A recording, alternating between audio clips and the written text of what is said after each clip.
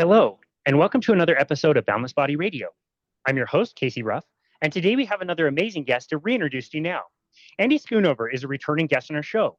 Be sure to check out his first episode 542 of Boundless Body Radio. Andy Schoonover is the CEO and founder of CrowdHealth, a company that deploys a crowdfunding model to pay its users' medical bills. When a CrowdHealth user is going to the doctor, they tell the company where they're going and who they're seeing. Wellness checks are completely covered without any additional payment required. And if the user needs a follow-up with a specialist, the company negotiates directly with the hospital or provider to get the price lowered. After Andy graduated with a bachelor's in science in commerce from the McIntire School, at the University of Virginia, Schoonover started his career at Host Marriott Corporation. As his friends headed off to high-flying tech companies after graduation, Andy and Chris Hendriksen, his business school roommate, founded Blue Canyon Capital, which was formed in September of 2006. Today, Schoonover lives in Austin, Texas, with his wife, Stephanie, where they are devoted parents to their older daughter, Grace, their younger daughter, Ava, and their pup, Butler. Andy Schoonover, what an absolute honor just to welcome you back to Boundless Body Radio. Thanks for having me. It's such an honor to host you again. I have to tell you about an organization that I belong to. This organization has people, real people that I can text or call anytime I've got a question about something, and they're incredibly responsive and very kind and great to work with. Every year on my birthday, they don't just wish me a happy birthday, they send me a birthday present through the mail. And it's a birthday present that doesn't suck. Like last year, it was a bunch of like really high quality meat sticks. The year before that, it was seasoning that was absolutely delicious on my steaks. A few weeks ago, this organization emailed me to say that they were going to do a dinner. They were going to host a bunch of people. Any of the members could sign up, and the first 50 people could go to this dinner, have the dinner on this organization. They're an amazing organization to be a part of, and this is CrowdHealth. I just have to thank you for what an amazing company that you started. Like the corporation that I worked for before we started our own business, on my 10-year anniversary of working for that company, they sent me a folder with a glossy piece of paper telling me thanks. Like the contrast in the way you guys do things and the way other companies do things is completely different. And I am a very, very, very happy member of CrowdHealth along with my wife. So just wanted to make sure we thank you for that. You guys are doing a lot of things very right. No, man, thank you for being a member. We're honored to have you. It's it's just such a tough spot where, again, we started our own company during the pandemic when we were laid off by that company, and trying to navigate life without health insurance. Dude, it's uncomfortable. It's not very fun.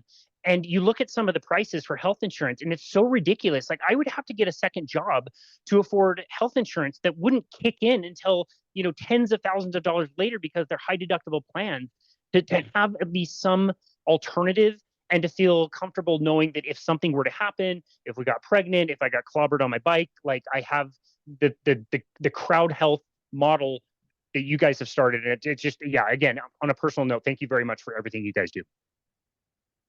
Yeah, it's like the last stats that I saw was 2 to 4 million Americans would go and do their own thing, entrepreneurial, if it weren't for health insurance that they're getting through their company. Wow. So in essence, they're shackled by their company's health insurance. And that's just a sad, tragic thing. And so, our entrepreneurs, freelancers, gig workers are our number one job description for people who are members of the community. Interestingly enough, clinicians are number two. So doctors and nurses who see how broken this system is, they're our number two most, adopted, job description. So, we're excited to be able to serve, those entrepreneurs doing something special, and the clinicians who are, loving patients well in hospitals and other places. That tells you a lot that people in the medical industry are signing up for your company as well. Like that says a lot right there. Yeah. Anyway, you mentioned like work, and I certainly thought that my benefits at the company that I'd worked for so long was a primary reason of me working there. Like I don't have PTO now where I did before, and health and dental and all that stuff. But even then, we made this point last time, but even then, all the money that I was co-paying was just thrown away. Like I wasn't using health insurance. I don't have a chronic disease. I keep myself very healthy. And so like even with it subsidized by the company, it was still a lot of money that I wasted on health insurance while I was there.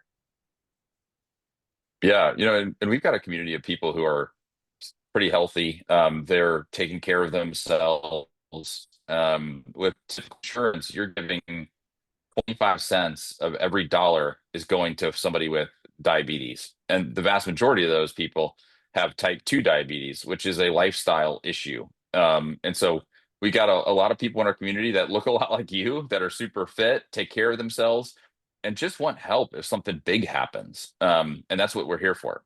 Yeah, that's awesome.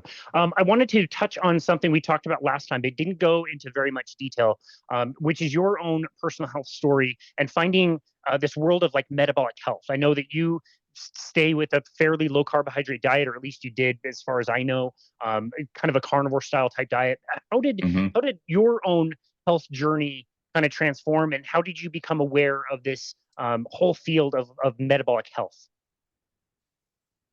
I'm carnivore now, and so I'm all meat right now, which a lot of people think is crazy, including my family, but it's okay. We're all right with that. Crazy people do great things, right? So, look, I was 35 pounds overweight, and I wasn't taking care of myself, and I was young, and I didn't really think that it really mattered, that I was 35 pounds overweight. And my wife and I, thank God for her, kind of got into this position where we're like, you know what? Like, this is something we really should be taking, more seriously. We were in our mid 30s at the time, and I went on a keto, low carb keto diet, and stripped, 30 pounds off, I think, in the over the course of, it was quick, like 2 or 3 months or something like that. I felt better. I slept better. My wife was more attracted to me because I wasn't, significantly overweight. And so I was like, man, there's something to this. And as I, read more into it, because the one thing that, as you know, people kind of diss on the low carb diet on is like, oh, well, your cholesterol is going to be too high, and all these, crazy things that we were conditioned to believe with just these 50-year-old studies that have now, in many cases been debunked. And so I became keto, and I just found like I'm living, I'm thriving. My life is a lot better now than it was when I was eating the garbage. And so and now I have kids. Since your little intro there, we've added another one. So I got 3 kids, and anybody who has kids knows, like, they you got to be full of energy to be able to come home after a long day, to be able to love them really, really well. Because I found before, when I would come home from work, I would just crash. I would be done. My day would be over. And so the amount of energy that I get, the way that I can love my family and my wife better, it just is a no-brainer for me. And the more I cut out, the more the better I feel. And so right now I'm totally carnivore, no vegetables or fruits at all. And I feel the best I've ever been. So um, you know, be damned, kind of, with the people who say that my cholesterol is going to kill me, because I think my cholesterol LDL is like 260 or something like that. I'm kind of like, okay, well, I'm I have I one of the great things about CrowdHealth is 1/4 every year we do coronary artery calcium scores, which is basically taking a look at your arteries and see how much plaque is built up. And now I'm on either a keto or a carnivore diet for the last nearly 10 years. And I've got a 0 score every single year. So clearly, something is going right. And I'm in my mid 40s now, which is the time in which most people start developing plaque, in their arteries. And so I'm bought into this way of eating. I'm feeling better. My body feels better. My triglycerides are down. My HDL is up. And so I just feel great. So why not continue on that path, continue on that journey? Yeah, man, I love that. I took advantage of that CAC score as well last year, and at 40 years, and at the time, I had been 5 years carnivore, and I even took some stats to show like how many eggs I had eaten, how many pounds of steak I had eaten. Like, if you eat 10 eggs a day and have a pound and a half of steak every single day, that's a lot of saturated fat and the proteins and fats. And yeah, I came back as an absolute 0 score. So really reassuring that even though most of us are running with a higher cholesterol, it doesn't seem to be harming anybody, and everybody's feeling so good. So I really like that. Tell us about the transition to carnivore. Was it difficult for you? And what things surprised you about taking the last step from a keto diet to carnivore diet? Yeah, I think one real quick thing on that. on that LDL because I heard a really interesting analogy the other day, which I can't remember who it was from, and so I would give credit where credit is due. But in essence, what I was listening to was someone who's like, look, if you think of your LDL cholesterol as the firefighters trying to put out fires, because that's in essence what our LDL cholesterol does. By reducing the number of firefighters doesn't mean you're going to have less fires. And so it's like let's try to figure out the fires as opposed to reducing the firefighters. And I think keeping insulin levels down through keto or carnivore, I think that is just clearly, to me, personally, I'm not a doctor, but that seems to me like the best way of approaching this. And I think more and more people are finally realizing that that's the case. I mean, I think the biggest transition, honestly, it was easy when I was single. When I not single, but like without kids. The biggest hard thing now is like getting kids involved, because we still feed our kids some vegetables just because that's what they eat. It's impossible to kind of transition them totally, but we're trying to transition them to a meat-based diet. With keto, you can do some of the low carb vegetables and things like that, so it's a little bit easier with the kid, or easier with kids. But straight carnivore is much more difficult with kids. So I find myself still like I got a 6 and an 8-year-old. Like I just want them to eat. We try to reduce the amount of processed foods as possible.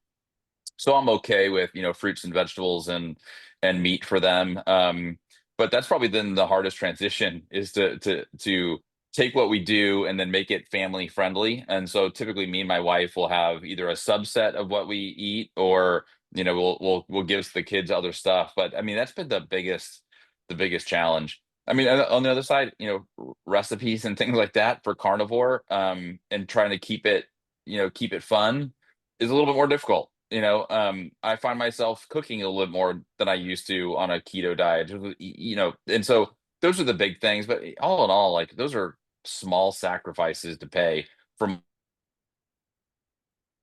to feel good and feel healthy, and the return on that, minor pain is really significant. So I will take those returns, any day of the week. Yeah, that's very well said. I agree with that. One of the speakers at the COSI conference, Dave Feldman's conference in Las Vegas this year, Amy Berger got on stage and said, like, look, we can talk about the minutia of all this. We can talk about LDL levels and all this stuff. At the end of the day, this diet is for you. This is to make your life better. It's to be beneficial. And you can measure things and look at things or whatever, but don't get too worked up about this stuff, because this is supposed to make your life better and easier. It's not to make it harder or more complicated and be one more thing you've got to track. Yeah. Like, it should be paying you back. And I've mentioned that several times on the show, and I just love that point. So thank you for sharing that journey through. Yeah, and we have so many people in the community who are low carb and carnivore. I would probably say 30 or 40% of our community is a low, either keto or carnivore. And look, those are the people I want to fund, because most of those requests are babies because they're procreating, and I'm all about procreation. And two, active injuries. They're out doing their thing, they're active, and something happens. They have a mountain bike face plant, or whatever it is. And so those are the things that I'm like, hey, I want to help you do, take care of those things. Those are bills that should be taken care of and are of no fault of your own. So yeah, number one almost every month is babies, and number two is active injuries, with illnesses being around 10% of the asks. So we really do have a community of people who take care of themselves, and a lot of ketos and carnivores. Yeah, I love to hear that, man. That's great. Yeah, like I said, we're very, very happy customers, and very happy to be part of that community. South Park is one of my favorite shows. I'm not sure if you're a fan of South Park or not, but one of the recent episodes that came out is called The End of Obesity. And it's part of one of the scenes, which I'll tag in the show notes, is Cartman is trying to get his weight loss medications covered. And so they go to the insurance company, and the guy's like, hey, do you want to buy insurance? Like, no, we already have insurance. We want to file a claim. It's like, oh, okay, go into that office. And in the office is some 200-year-old receptionist and like a typewriter and a rotary phone.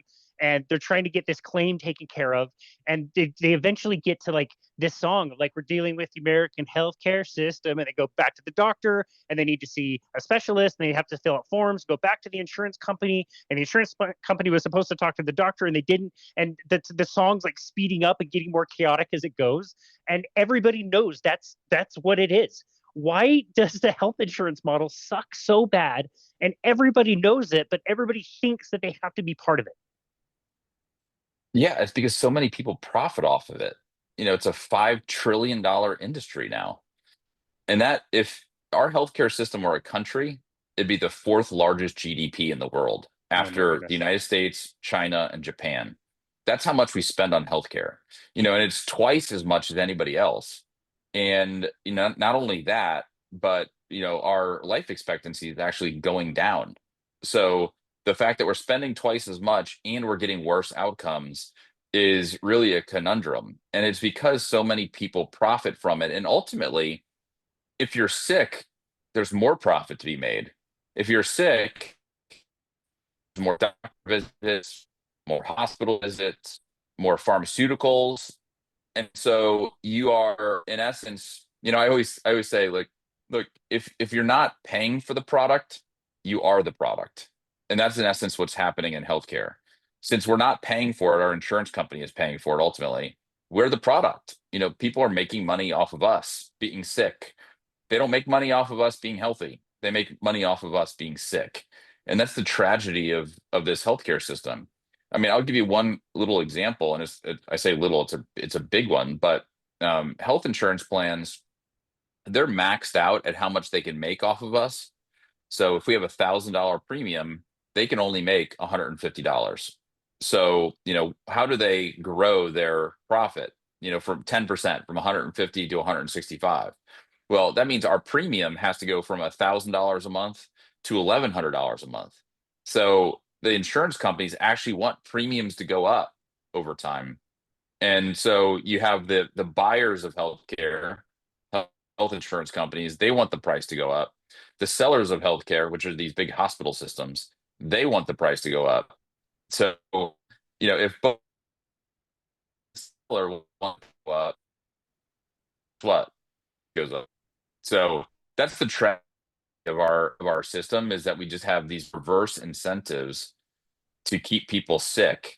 And those incentives are kind of manifesting in a sick population that's obese and really expensive to take care of. We had just a little bit of a Zoom ping on that last one. I just want to make sure that we captured when the health insurance wants costs to go up and the providers want costs to go up, cost is going to go up. I just wanted to reiterate that. Costs are going up. Yeah, costs are going to go up. When you have the buyer of an item and the seller of the item wanting the price to go up, the price is going up. Yeah. And so that's it's almost evil. Yeah, and it's crazy. And it just seems to continually escalate. And I'll give you an example. I didn't get to see the bill on this. This was one of my clients that I work with on nutrition. He's been diagnosed type 2 diabetic. I believe he probably has type 1 as well at this point. And he needed to get some continuous glucose monitors approved. And he said that the bill came back for $4,500 for 5 continuous glucose monitors. And I said, what do you mean? Like, did that include the office visits? And like, no, that was already paid for ahead of time. I had to pay for that. I'm like, okay, well, surely these include like follow-up visits, consultations, information. Like, did they sit you down and tell you what they were looking for? And it included none of that. And he only had to pay like 150 to 200 between his Medicare and his private insurance that he had post-retirement. But still, you're thinking like, why is this number so high? And where does this money come from? Does this just not get paid? Do we magically print this money? Is this taxpayers? Like, how is that even possible that these devices that probably cost a few bucks to make, and you should be able to get them over the counter for $50, $100? Like, how is that line item so high? It's crazy. Yeah, it's totally crazy. And you're right. The actual device that you use is sub $10. So they're charging you $4,500 for a sub $10 device, which is tragic. And you're right. It's the taxpayers. If they're under Medicare, it's the taxpayers who are paying for this. It's me and you. And yes, they do print money. That they do print money to to do this, and therefore that's why we have the inflation that we have. And so, it's all around, from my perspective, government intervention in our care is the ultimate evil here, from my perspective, again, from my one man's perspective, that ultimately has led to, escalating healthcare costs and rising obesity rates and declining life expectancy. So for anybody who thought that the legislation passed, over a decade ago about the Affordable Care Act and the name itself, Affordable Care, like, okay, we kind of all expected that, open open networks, you can, pick and choose and shop around and find exactly the package for you. What happened? That was supposed to save everybody money, and it's insanely expensive to get on that kind of insurance. We used to shop around on that all the time, and the prices were asinine. Again, it would be tens of thousands of dollars that we would have to spend annually to even get a dollar covered after hitting the deductible. Like, what happened? I thought this was supposed to get more affordable for us. Yeah, that 15% that I talked about earlier was codified in law for Obamacare, which means that the insurance company uh, you thing not covered before are now, and so, it's basically, people want everything to be covered, and that's where I think that we have a really big challenge. We can't give everybody everything and have a third party pay for it. If everybody wanted a BMW, the average price of a car would go up, because nobody's paying for the BMW, but everybody wants the BMW, right? And so you now, because I'm not paying for it, I want everything. I'll give you one example where, and under the Affordable Care Act, birth control is now mandatory to be paid for. And if you look at birth control costs, they're basically flat. And then as soon as the Affordable Care Act went into place, they had this huge increase in slope. It almost went parabolic, because now the insurance companies are paying for it. And so people have no incentive to look for, good prices. There's no price incentive in this anymore. And so, given there's no price incentive, and health insurance plans actually want your prices to go up, the price of these services goes up. I don't know. Have you ever seen that graph where it shows over like 30 years, all the prices of goods, the trend for prices of goods? And so it's like electronics decline, TVs decline, cars decline, everything, like everything that you and I buy with our own money has gone down. What has gone up? College tuition, hospital services, health insurance, all the things that the government touches have gone up. And so it's just this crazy graph where you're like, how could you not look at this and say, like, when we're not buying the stuff for ourselves, prices will go significantly higher, will increase significantly higher than inflation. And it's because the government gets involved in these things, and the prices rise. It's just unfortunate. It's an inconvenient truth for people in DC, and for us, because what do? We say we want you, the government, you, the insurance, to for you know, Yeah, I find it so interesting. So why don't we transition from talking about the government stuff and, yeah, the way they're paying for things and the cost going up, to how you decided to try something different? How did you conjure up CrowdHealth? And why is your model different? Yeah, I mean, when my little one was born, I was on health insurance, and about a year after that, she was having recurring ear infections, and so we went to the ear, nose, and throat doctor, who told us that she had a hole in her eardrum. So we went to the hospital and got that fixed. It was in network and everything was right. And then I got the bill for it. And it was $8,000, and I'm like, for a 15-minute procedure. And I'm just like, wow, 8 grand for 15 minutes? Like, that's crazy. But then I got a note from my health insurance company that said they weren't going to pay for it because it was medically unnecessary. And I was like, hold on a second. My daughter's got a hole in her eardrum. Like, how, is that not medically necessary? And so it was at that point where I was like, you know what, screw this. Like, I'm not going to do this health insurance thing anymore. I'm going to, figure out how to do this on my own. And so over a period of like 12 to 18 months, I realized that I can negotiate with these hospitals. If I pay in cash, it's significantly less than, if I were to, get it through my health insurance company. And so, ultimately I was like, I bet you other people would be interested.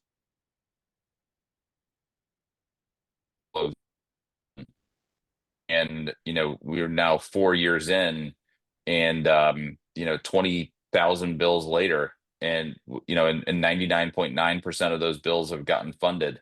And so it just shows that we can do this a heck of a lot better than health insurance. So it's almost one of those things, like a lot of new companies get started because you have a pain point and you're like, I want to figure this out so that others could have a better experience. And so ultimately that's what we did. And it's been an incredible journey thus far. That's amazing. Can you tell us what it's like to be on CrowdHealth and where your money goes, what you pay for, how much is it, that kind of thing? Yeah, it's $55 a month per person. That goes directly to CrowdHealth. That's how we pay our bills. And then we ask you for up to another $140 if you're an individual, or $420 if you're a family, to help somebody else directly in the community. So if Casey $5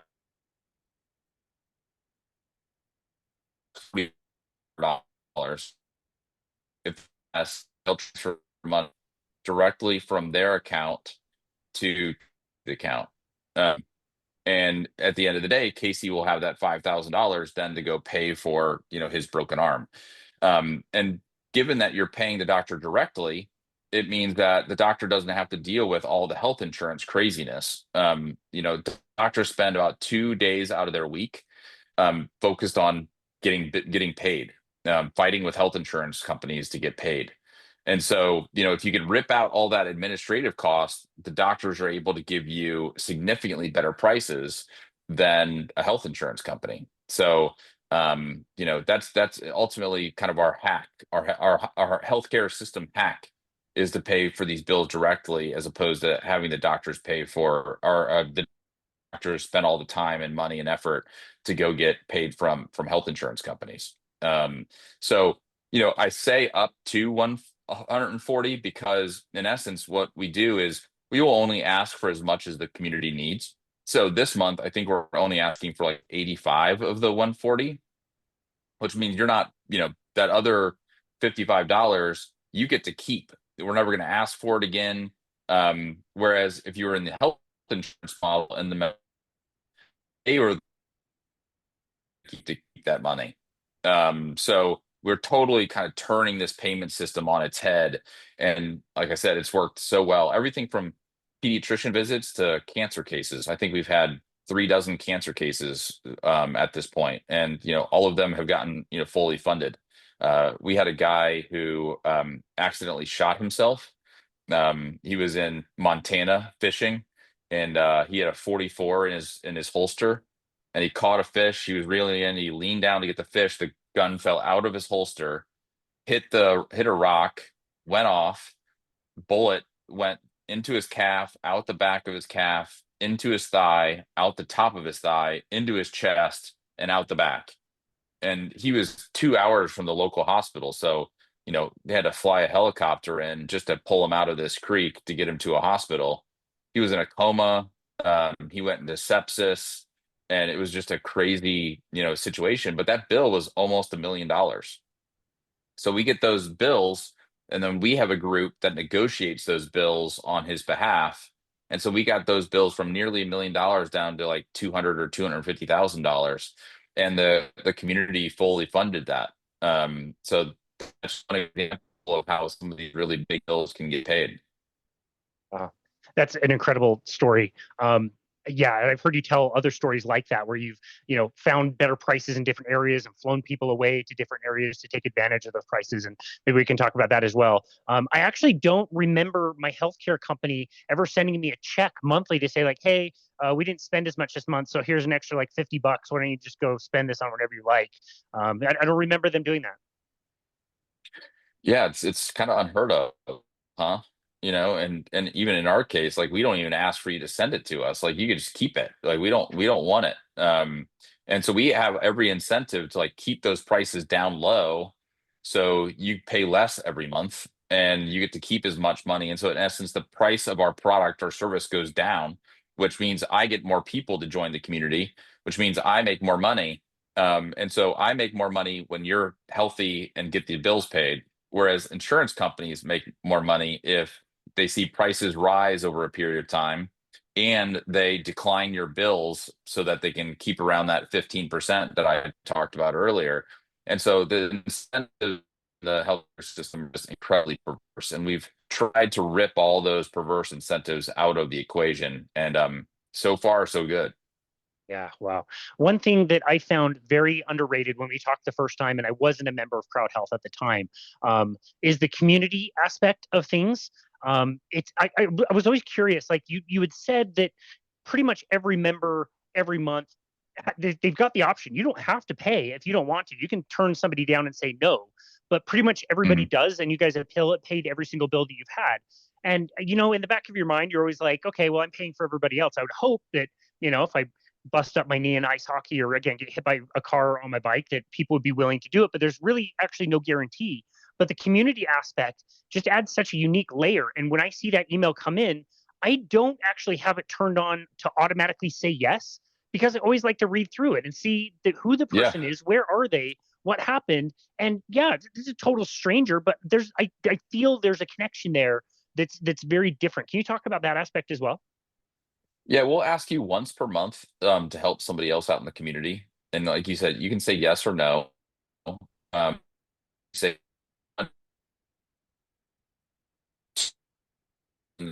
for their cancer, their broken arm, or whatever it may be. Um, and the neat part of that is that you are not sending money to United Healthcare. You're sending it to directly to another person. How cool is that, right? And so that's the neat part of this. We actually fairly often send money to we have a lot of babies. And so unfortunately with babies there are miscarriages. And so if we send it out a miscarriage, we all almost I mean very regularly get people come back to us and be like, "Man, like I've been through that. I know what that's about. I know the pain that this family is going through. Instead of sending them $100, can I send them $200?" Like they have such a personal connection with other people in the community. And I just think that's really cool that we can send our money directly to people as opposed to having it go through a big health insurance company. And you never know that they're spending the money. Like where your money is going.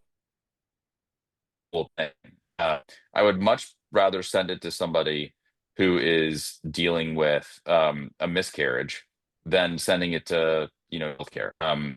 Really cool component. Yeah, it's one that I found very underrated, and I really, really enjoy that. Like I said, I read through all the claims, and I've responded to everyone. Do you know off the top of your head what the percentage is, lifetime of people that have been with Crowd Health that they say yes versus saying no? Yeah, it's like 98%. Okay, that's even a little Yeah. lower than I would have thought, frankly. Yeah, when we ask 98% of the time they say yes. That time probably is half people saying no and half people saying or their credit card gets dinged or something like that. It just doesn't work. And so in those cases, we'll ask them again just because we want them to have an opportunity.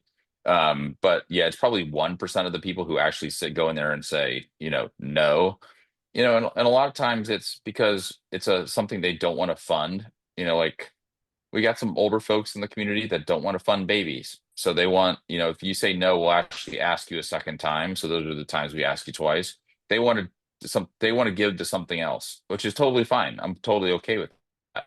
Or we have people who, it's been a tough month and I don't, I don't have the money to do it this month. So you can actually say no in those cases.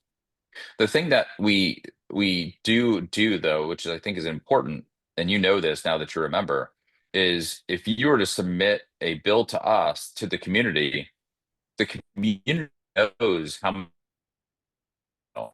So if you said, you know, yes, yes, yes, yes, yes, then almost 100% of the time, 100% of the time, those bills have gotten funded. If you said no, no, no, no, no, then only like 10% of the time those bills get funded.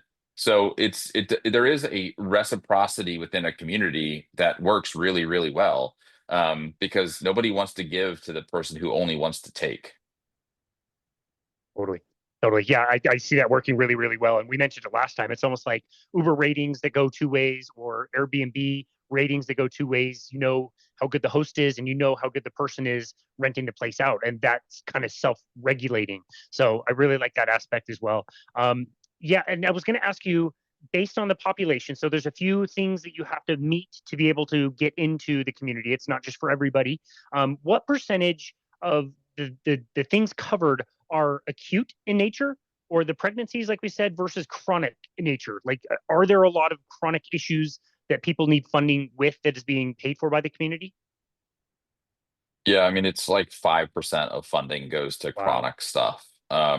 So it's a very low percentage. It's something like 70 or 75% goes to babies or injuries. It's like 5% for chronic, 5% for wellness, and there's some other, stuff in there like other illnesses that you would have that are not necessarily chronic illnesses. And so it's a very low percentage for chronic, which is great. That is great. What about, I was curious to ask you about this as well. So we know, again, the big injuries, acute problems, that kind of thing, surgical centers, a big event needs to be dealt with. That's considered an event. What about things like, I don't know, hormones or run of the mill kind of checkup kind of stuff that's not necessarily like a once a year wellness, but it kind of falls in like, um, multiple appointments or, a few $1,000s worth of testing. How does that kind of fit in to the company as well? Yeah. Anytime somebody has something like that, we ask them to pay the first 500 before they will submit it to the community. So like, my kid gets strep and I have to go to the pediatrician and get some meds. That might be 150 or 175 bucks. I pay that one because it didn't hit that $500 threshold. Um, but on the other hand, if you have like a hormone issue and you have to go to the doctor, then you have a bunch of labs, then you got to go back to the doctor, that's going to be over $500. So you'll pay the first 500 and then you can submit anything above 500 to the community for funding. So in essence, this is like, hey, you take care of the little stuff and then, lean on the community for the bigger stuff. And we think that's just the best way of doing it. For your car, for example, the car insurance doesn't pay for your, tires or your oil changes or things like that. So we think that that's kind of a good analogy to say, hey, you're taking care of the oil changes, and if you get in a wreck, if something bigger happens, then lean on the community to help you. Yeah, I love that. I knew better than to do this, and this was a fertility appointment and blood work that I got done last year. So I already knew it wasn't going to be a crowd-funded thing. I knew it was going to be out of pocket. And they just tell you go to such and such doctor, go to such and such lab, and you don't even hardly have a choice or don't think you have a choice in who you're seeing when you're seeing them, what labs are being done. Mhm. It's not really in your control, and there's not like this set menu pricing at the doctor's office where I can see how much is everything that I'm paying for. What am I even getting for the money? And so I go to this appointment. I'm in and out of the hospital in 45 minutes. So quite efficient, which I appreciated. But the appointment itself was 15, 20 minutes. It was a bit of an exam.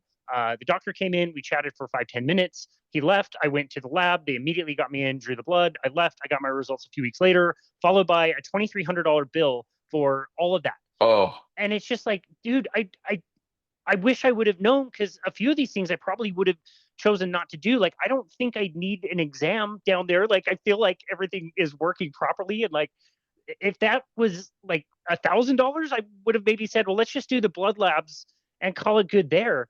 Oh, what have you learned now that CrowdHealth has collected so much data? I believe you've got double the members than you did the first time that we talked, maybe around like 10,000 now, maybe it's even greater than that. What have you learned about pricing, and how are you able to, again, we mentioned it earlier, the story of flying somebody to a different city because the same procedure was so much more expensive in the city they were in. How have you been able to collect and mine all that data about what these places are charging? Because again, you can't find a price sheet. You don't have a menu. Like you have no idea what some of these things cost.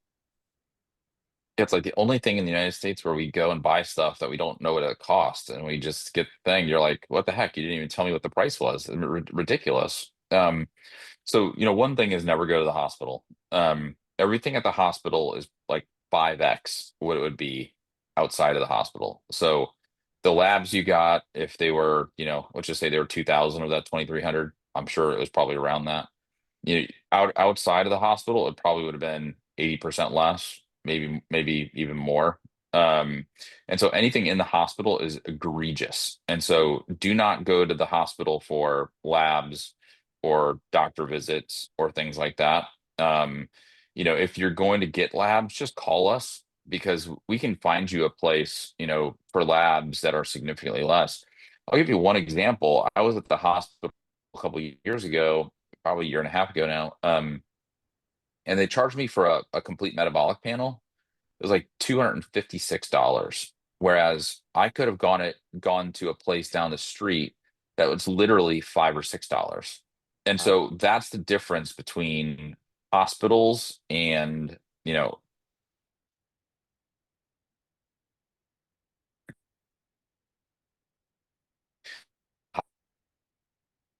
there are few things that you need to do in a hospital. And that is, have a baby if you want to have a baby in the hospital, or get an inpatient surgery. Otherwise, stay out of the hospital. And we can help you find, really great spots.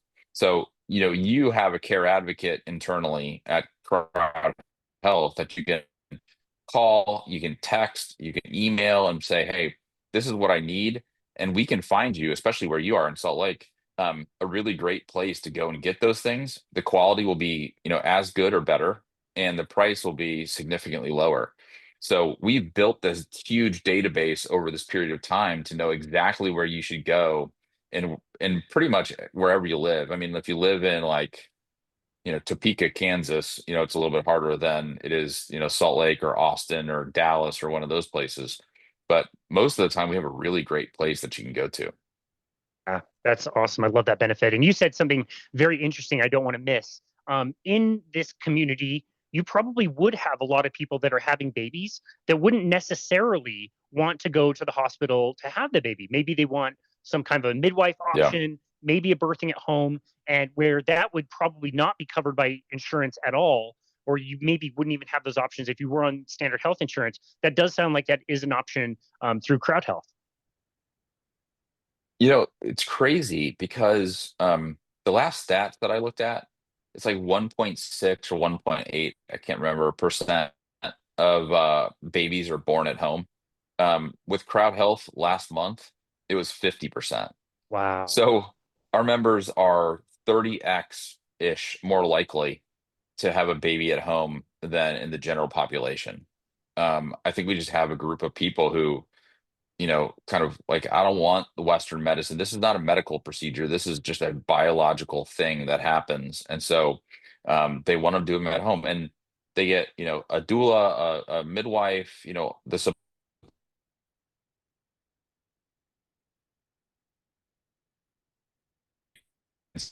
make it,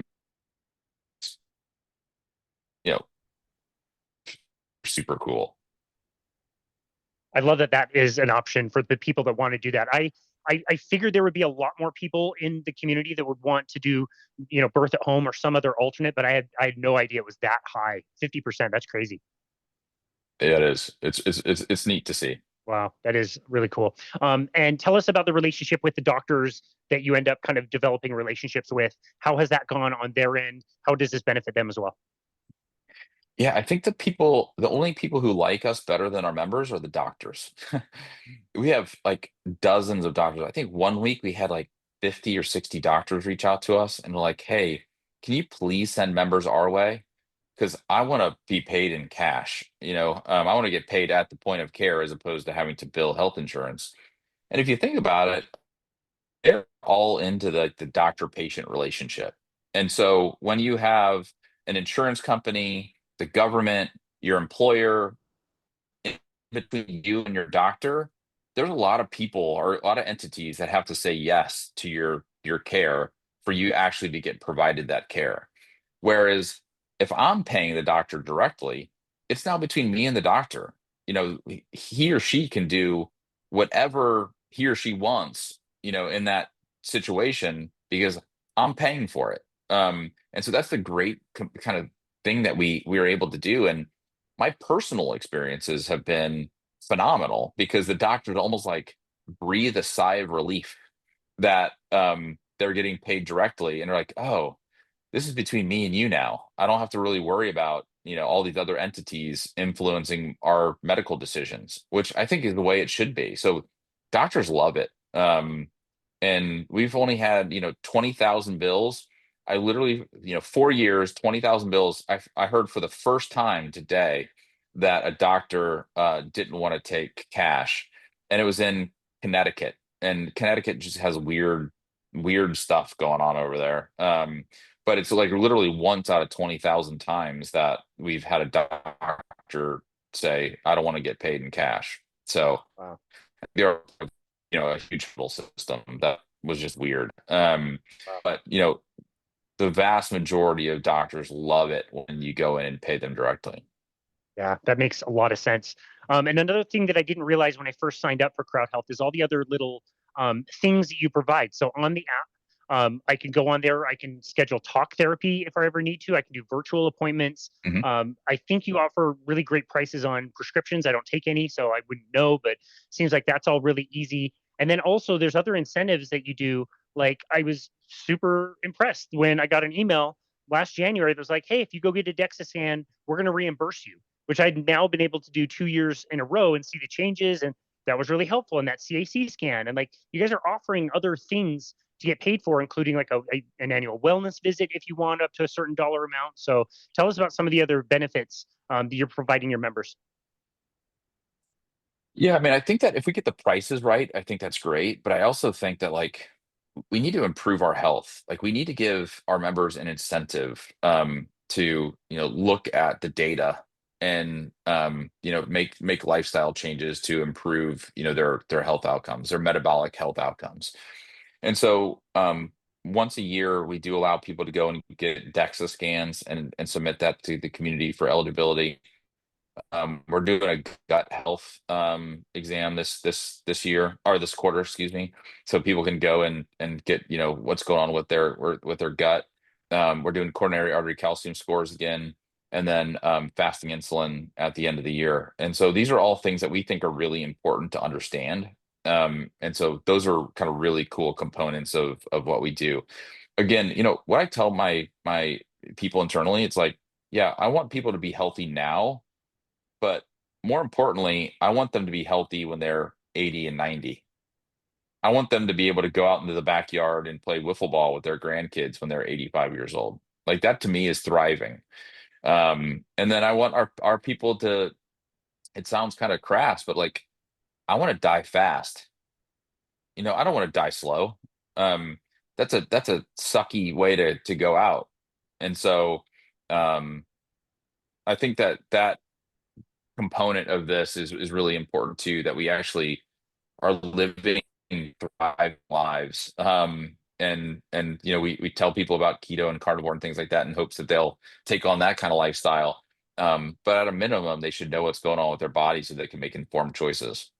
Yeah. Well, I really appreciate all those other things that you offer, and definitely something that I take advantage of as well. And another thing that I've been quite impressed with is over time, it seems like you guys are developing certain subsets of the community that maybe have even better general markers than the average community member, and they can qualify for even additional discounts. Can you tell us a little bit about how that works? Yeah, we're calling it our longevity program. And so if you have a visceral fat level in the bottom 25% of the population, then you get an additional 10% off.